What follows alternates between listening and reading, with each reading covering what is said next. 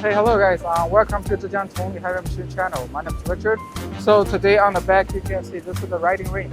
So this riding ring, the diameter is 5.1 meters, and then it is used for the rotary kiln.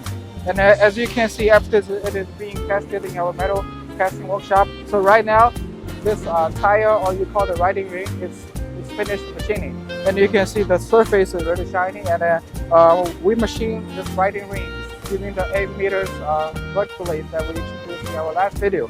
And then so after the riding ring is being machined, it also needs to go through the heat treatment. And then after the heat treatment, then it is a finished product.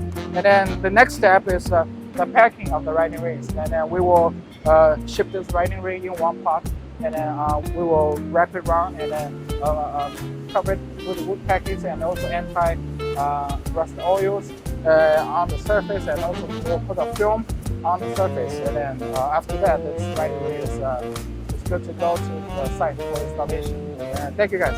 I will see you in the next video.